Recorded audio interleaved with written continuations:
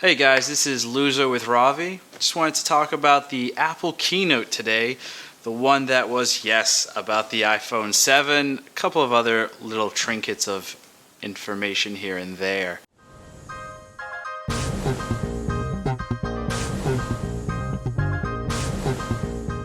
Let's just jump right into the big event here being the iPhone 7. Form factor is exactly the same. Usually when they come around to the solid numbers as opposed to the S series, we get a little bit of variation in the form factor. A lot of people think it's because they want to roll around with the 10-year anniversary next year and kind of change the whole thing. Fortunately, this year we get just kind of an iPhone 6SS or the iPhone 7.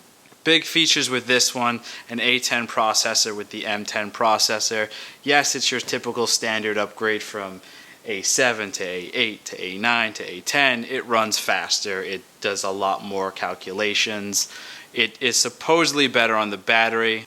We do have a new dual camera system that will be available in the iPhone 7 Plus model. To me, that's probably the biggest thing about this new iPhone. And the simple fact is, they're putting two lenses in there. What's really good with this, obviously, is when you are taking that picture and you're somewhat far away, you can simply hit that 1x. It will zoom in with the telephoto lens. The quality will be right where you want it to be because instead of using actual software to digitally zoom in, you're using physical lenses. This will obviously help with overall quality. The other cool thing that Phil teased, it's not actually going to be available when the iPhone launches, it will be later this year, is what's going to be called the new portrait mode. What's great about this is it's going to actually, on the camera, live in front of your eyes, blur out the background and keep the subject, your portrait, in focus. This is very cool. Typically, this type of effect, you usually do it in post. You don't actually see it live. You don't actually have a smartphone be able to do it. So this is actually very cool. This is taking the lens and the camera technology to a new realm, which is great.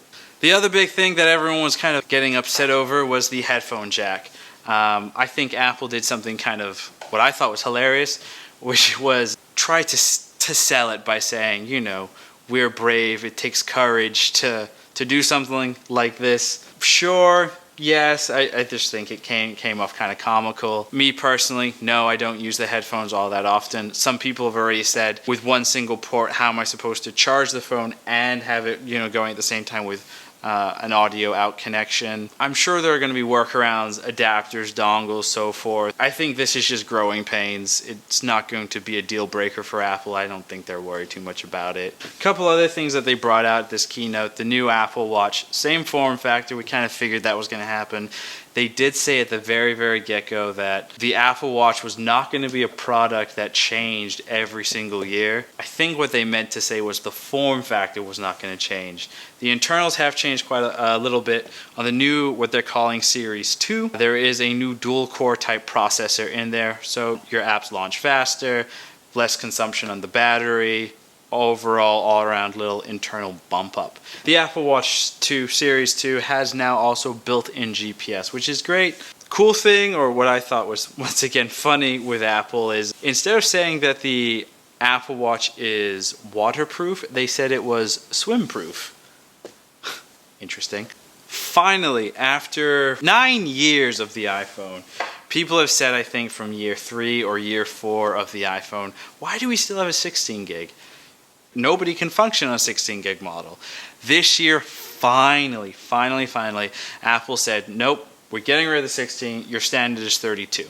And obviously, the most important part of this entire keynote was iWork. They're now reintroducing actually live collaboration mode.